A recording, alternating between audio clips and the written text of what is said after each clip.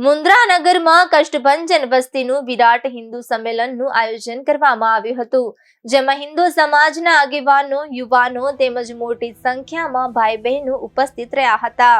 આ અવસરે વક્તા મૃદુલાબા માતાજી, શ્રી શંભુભાઈ કાનગડ, સહકાર્યવાહક પૂર્વ કચ્છ રાષ્ટ્રીય સ્વયંસેવક સંઘ રાજીવ ત્રિવેદી, ટ્રસ્ટી શ્રી સરસ્વતી વિદ્યાલય મુન્દ્રા શ્રી વિપુલ મહારાજ પૂજારીએ હિન્દુ સમાજનો એકતા, સમરસતા, નાગરિકતા, કર્તવ્ય, પંચ પરિવર્તન, સનાતન ધર્મ તેમજ સંસ્કૃતિના સંરક્ષણ અને સમાજમાં સંસ્કાર જાળવવાની જરૂરિયાત અંગે માર્ગદર્શન આપ્યું હતું. યુવાનોને રાષ્ટ્રપ્રેમ અને સમાજ સેવા તરફ આગળ આવવા માટે પણ પ્રેરણા આપવામાં આવી હતી. કષ્ટભંજન વસ્તી, જેમાં વિવિધ 21 સોસાયટીઓનો સમાવેશ થાય છે, તમામ સોસાયટીમાંથી ભાઈઓ, બહેનો, યુવાનો મોટી સંખ્યામાં ઉપસ્થિત રહ્યા હતા. બાળકોએ સાંસ્કૃતિક કાર્યક્રમ, દુર્ગા રાસ, સિંદૂર રાસ, પર્યાવરણ પર નાટક, ગણપતિ સ્તુતિ વગેરે ઉત્સાહ સાથે રજૂ કર્યા હતા.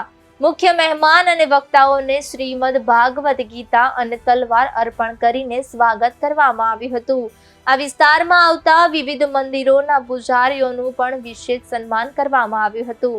વિરાટ હિન્દુ સંમેલનને સફળ બનાવવા કષ્ટભંજન વસ્તીની વિવિધ સોસાયટીના ભામાશાઓએ ખુલ્લા હાથે આર્થિક સહયોગ આપ્યો હતો. 5000થી વધુ લોકોની ઉપસ્થિતિ વચ્ચે સમૂહમાં હનુમાન ચાલીસાનો પાઠ પણ કરવામાં આવ્યો હતો.